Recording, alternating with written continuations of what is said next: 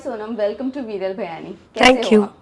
Thank you, मैं बहुत अच्छी हूँ। आप कैसे हो? Good good, thank you so much. मैंने कंग्रेचुलेशंस, इस बार भी कांस में आप जाकर आई हो और एक अलग ही लेवल का आपने एक आउटफिट पहना था, लोगों को मैसेज भेजा आपने।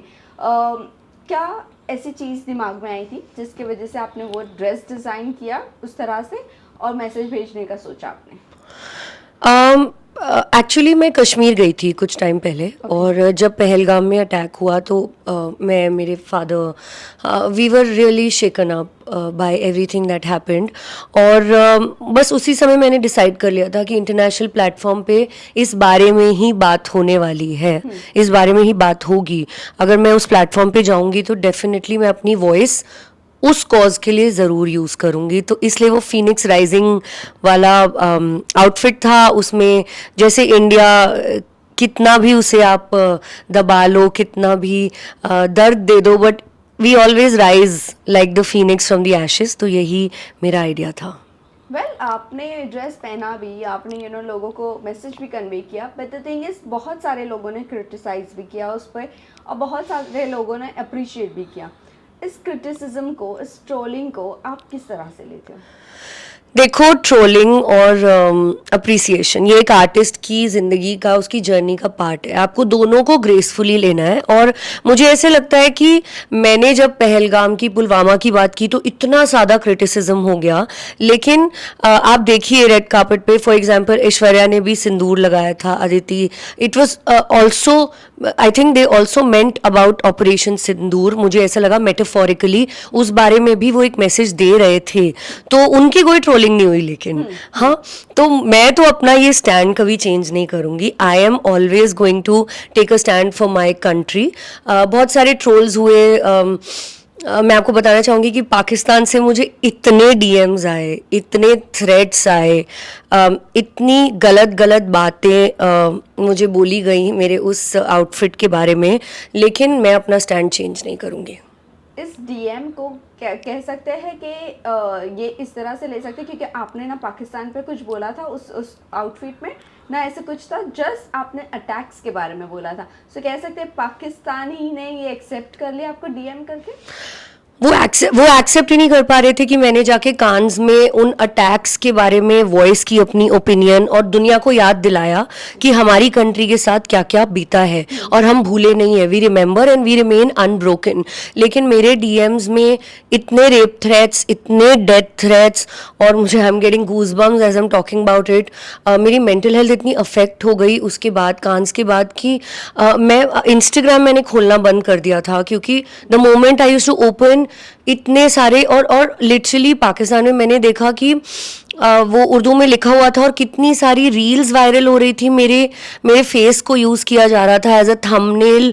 बहुत डिफ़िकल्ट था, बट मैं अपने स्टैंड पे अभी भी हूँ। मुझे ऐसे लगता है कि अगर एक इंटरनेशनल प्लेटफॉर्म है और अगर मैं इंडिया की बात पहुँचा सकती हूँ तो वाई नॉट।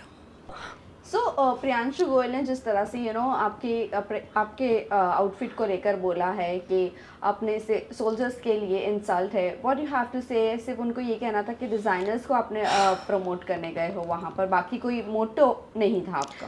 मेरे लिए बहुत इजी होता है एक फैशनेबल आउटफिट, गाउन पहन के कांस में चले जाना और अपनी पर्सनल लाइमलाइट ले लेना, लेकिन मैंने वो रास्ता नहीं चुना।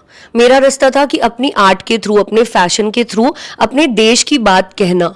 अब मैं कांस रेड कार्पेट पे जाके ऊंचा ऊंचा चिल्ला तो नहीं सकती कि पुलवामा हुआ हमारे साथ, पहलगाम हुआ हमारे साथ, उरी में क्या हुआ। करेक्ट, मैं अपनी फैशन के थ्रू ही तो अपनी बात कहूंगी ना। And I think fashion is the most beautiful representation. I think it is the most beautiful expression of the message that you want to give out. और कांस रेड कार्पेट पे ऐसा नहीं कि ये पहली बार हुआ है, बहुत सारे सेलिब्रिटीज़, बहुत सारे एक्टर्स पहले भी अपना स्टैंड ले चुके हैं कांस रेड कार्पेट पे। तो मुझे नहीं लगता इसमें कुछ गलत है। और बिल्कुल भी मैं कहीं भी ऐसी स्पेस से नहीं आ रही हूँ कि अपने सोल्जर्स की मैं डिसरिस्पेक्ट करूँ। इनफैक्ट बहुत सारे एक्स आर्मी मैन के मुझे डीएम्स आए हैं, मेरी उनसे लंबी लंबी बातें हुई हैं। ऐसा बिल्कुल भी नहीं है, मेरा ऐसा कोई इंटेंशन नहीं था कि मैं अपनी इंडियन आर्मी को डिसरिस्पेक्ट करूं। किसी भी आर्मी मैन को ऐसा लगा हो तो I am very sorry, but I came from a very honest genuine place of talking about my country and our terror attacks on an international platform.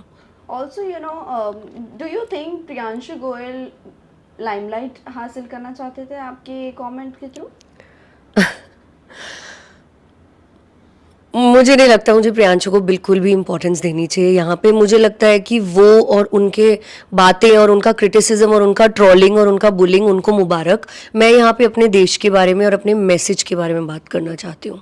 Also Sonam, ये जानना चाहूँगी, आपका जो अपर ड्रेस का पार्ट था दैट वाज टोटली सिल्वर से बना हुआ था, और आई थिंक सो वो हैंड्स बने हुए थे, right, if I am not wrong, but उस पर भी आपको क्रिटिसाइज किया गया, फॉइल का नाम दिया गया उस पार्ट को। उसको क्या कहना चाहूँगी, और वो क्या कन्वे कर रहा था ऊपर वाला पार्ट, आप मुझे थोड़ा सा बता दीजिए। एक्चुअली हमारा आइडिया था फीनिक्स राइजिंग का। एक फीनिक्स जो बर्ड होता है वो आग की लपटों से निकल के अपनी राख से उठ के दोबारा उड़ता है और उसके पंख निकलते हैं। इंडिया को मैंने फीनिक्स राइजिंग की तरह देखा कि इतने सारे अटैक्स के बाद भी हम अपनी एकदम राख से नीचे से उठ के खड़े हुए हैं और फिर हमने लड़ाई की है और ऑपरेशन सिंदूर किया है। तो उसमें एक तरफ फ्लेम्स थे,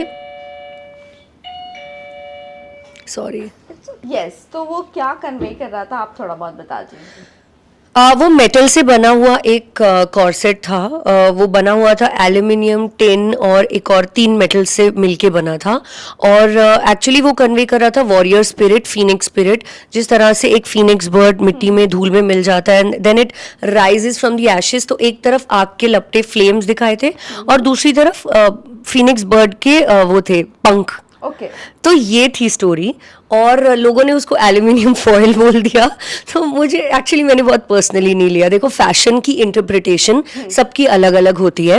ये एक निफ्ट की स्टूडेंट बच्ची है, वेरी नाइस गर्ल, और मैंने सोचा कोई बहुत बड़े नाम तो सभी पहनते हैं कांस रेड कार्पेट पे, बट एक अपकमिंग डिज़ाइनर को अगर आप उस प्लेटफॉर्म पे लेके जाते हो, तो मेरा ऐसा मानना था कि इट्स ऑलवेज उनके लिए बहुत बड़ी चीज़ होगी ये, एक स्टूडेंट के लिए। तो यही मेरा थॉट था। मेरा थॉट बहुत नोबल था और मुझे अपनी आउटफिट बहुत पसंद आई।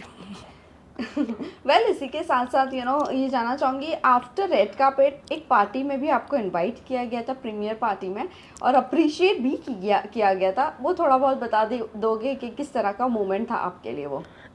बहुत ही अच्छा मोमेंट था एक्चुअली। एक नहीं, वहाँ बहुत सारी पार्टीज में मुझे इनवाइट किया गया था। एक्चुअली एज एन इन्फ्लुएंसर हमें बहुत सारे ब्रांड्स इनवाइट करते हैं, और उसके बाद एक हॉलीवुड पार्टी में भी वहाँ जाने का मुझे मौका मिला। जेनिफर लॉरेंस, रॉबर्ट पैटिंसन से मिलने का मौका मिला। बहुत सारे हॉलीवुड स्टार्स से बात करने का मौका मिला। उन्होंने मुझसे, बहुत सारे प्रोड्यूसर डायरेक्टर्स आए थे, LA से, चाइना से, पूरे वर्ल्ड से, हांगकांग से, तो उनसे बात करने का मौका मिला। उन्होंने मुझे पूछा कि आपने क्या पहना है, व्हाट इज दिस, ये डेट्स जो आपने लिखी हैं 2025, 2016, 2008। तो मैंने उन्हें इंडिया के टेरर अटैक्स के बारे में बात किया। It was a amazing experience. Well, आते हैं टेरर अटैक्स पर। सोनम, आपने इतने बड़े रेड कार्पेट पे जाकर लोगों को मैसेज देने की कोशिश करी about the attacks, but still Bollywood celebrities की बात करूँ या टेलीविज़न एंटरटेनमेंट की पूरी मैं बात करूँ, स्टिल यहाँ पर कोई इस मामले में बात करने तैयार नहीं है। लोगों को ऐसे लगता है कि अगर हम बात करेंगे तो शायद से चुप हो जाएगी या कुछ हो जाएगा, बट देन टू कुछ लोग हैं जिसे अप्रिसिएशन, स्पेशली सोल्जर्स और आर्मी को अप्रिसिएशन की ज़रूरत होती है। इस मौके पर हम देख रहे हैं ऑपोजिट नेशन के सारे सेलिब्रिटीज़ उनके सोल्जर्स और आर्मी को अप्रिशिएट कर रहे हैं, बट हमारे यहाँ से किसी ने हमारे आर्मी को अप्रिशिएट नहीं किया। डू यू थिंक ये एक कमी रह गई थी या फ्लॉज है हमारी इंडस्ट्री का, ओपनली बात करना? मुझे ऐसे लगता है कुछ मुद्दों पे ना स्टैंड लेना बहुत ज़रूरी है। सबसे पहले जिस देश में हम रह रहे हैं, जहाँ का हम खा रहे हैं, जहाँ की हम हवा में सांस ले रहे हैं ना, अगर हम उसके लिए भी स्टैंड नहीं ले सकते तो हम जिंदगी में क्या कर रहे हैं पता नहीं। हम अपने सेलिब्रिटी स्टेटस को क्या यूज़ कर रहे हैं पता नहीं, हम अपनी वॉइस को क्या यूज़ कर रहे हैं पता नहीं। बट एक और प्रॉब्लम है ना इस देश की, लेकिन जब कोई यूज़ करता है और कोई बात करना चाहता है तो उसे क्रिटिसाइज और ट्रोल कर दिया जाता है। उसकी आवाज़ को दबाने की कोशिश की जाती है कि तुम क्यों बोल रही हो, तुम्हें क्या पर्सनली मिल रहा है, तुम्हारा क्या एजेंडा है, क्या ये PR स्टंट है। बट एक्चुअली ऐसा नहीं है। जब मैं कश्मीर बहुत बार जा चुकी हूँ और वो जो मिट्टी है ना वो मेरे दिल के बहुत करीब है।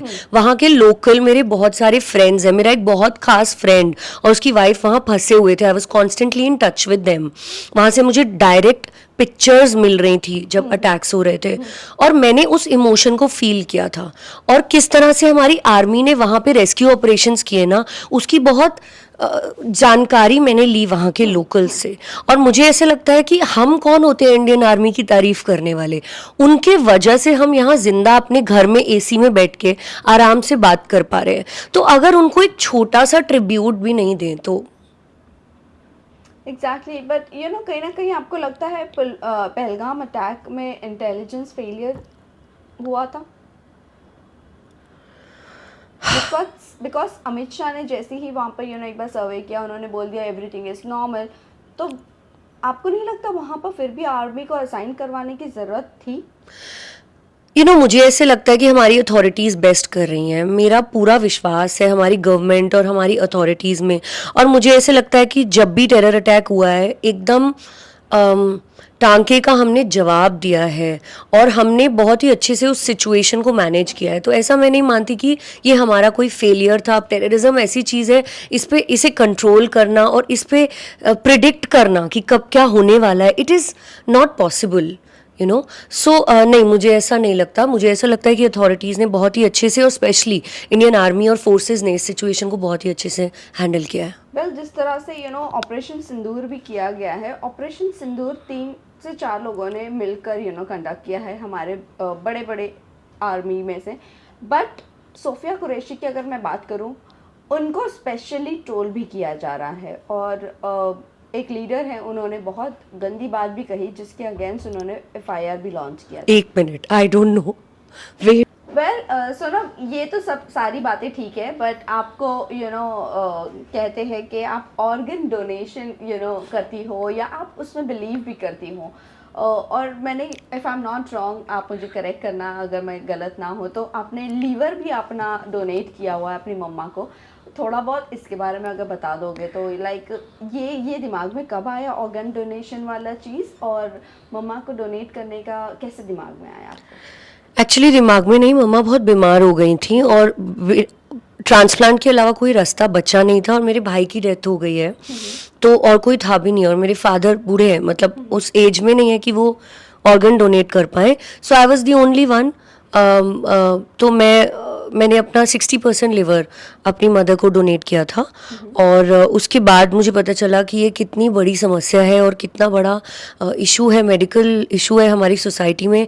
हज़ारों की तादाद में मेरे फॉलोअर्स से मेरी बात हुई, जिन्होंने लिखा मुझे, मैसेजेस किए, US तक से मुझे ईमेल्स आते हैं अबाउट ऑर्गन डोनेशन, कि कितना इंस्पिरेशन ये जर्नी है। मैं एक्चुअली किताब लिखना चाहती हूँ इस पे और अपनी जर्नी पे कि क्या होता है ऑर्गन डोनेशन, किस तरह से उस नियर डेथ एक्सपीरियंस से, उस हॉस्पिटल बेड से आप उठ के फिर वापस आते हो, लेकिन उसके बाद आपका एक नया जन्म होता है, एक नई ऊर्जा, एक नया आपको कुछ मिलता है आपके अंदर।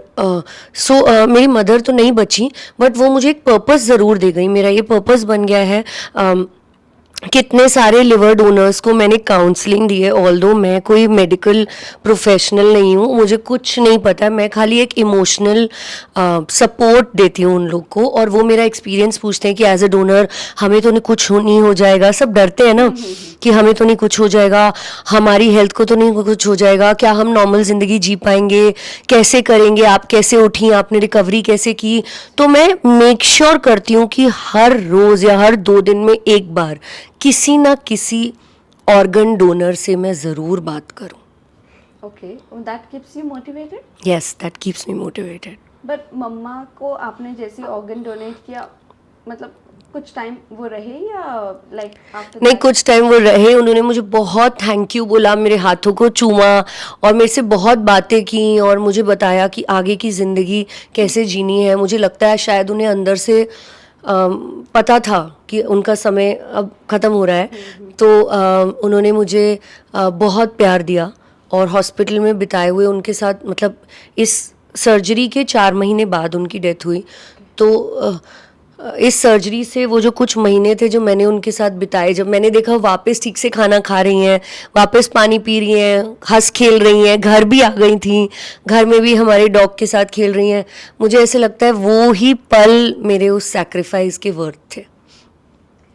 आपकी अगर मैं बात करूँ तो आपकी हेल्थ सही है एज इन आफ्टर, मैं भी जानना चाहूँगी लाइक आफ्टर ये डोनेट करने के बाद आफ्टर दैट कितनी कॉम्प्लेक्शंस आई आपको, या अभी कैसे की आपकी हेल्थ? यू नो कॉम्प्लिकेशन तो ऐसी कुछ नहीं आई, but it was a difficult process, बहुत डिफ़िकल्ट था आईसीयू के उन दिनों से वापस आना। मैं काफ़ी दिन आईसीयू में थी और बिल्कुल नियर डेथ एक्सपीरियंस जैसा लगा मुझे ये। बहुत इजी नहीं है आपका एक ऑर्गन पूरा निकल जाए उसके बाद, लेकिन मुझे ऐसे लगता है कि ये रिकवरी माइंड से होती है, बॉडी से नहीं। अगर आपकी विल पावर और आपका माइंड हेल्दी है ना, तो बिलीव मी, मैं 1 महीने में वापस स्टेज पे चली गई थी परफॉर्म करने, 1 महीने में। और मेरे सारे ऑर्गन डोनर फॉलोअर्स फ्रेंड्स बोलते हैं कि ये कैसे किया आपने, कैसे दोबारा उठ खड़ी हुई। तो मुझे ऐसे लगता है कि आपके अंदर क्या है ना, आपकी विल पावर कितनी है, आपकी सोल आपको कैसे पुश कर रही है, आपकी सबकॉन्शियस में कितनी स्ट्रेंथ है, वो मैटर करता है Also, रिकवरी के लिए। मम्मा की ब्लेसिंग्स भी मिली होगी आपको बहुत सारी, बहुत ज़्यादा। है ना? वेल इसी के साथ साथ क्या कुछ प्रोजेक्ट्स है अभी लाइंड अप, और कहाँ पर आप नजर आने वाली हो?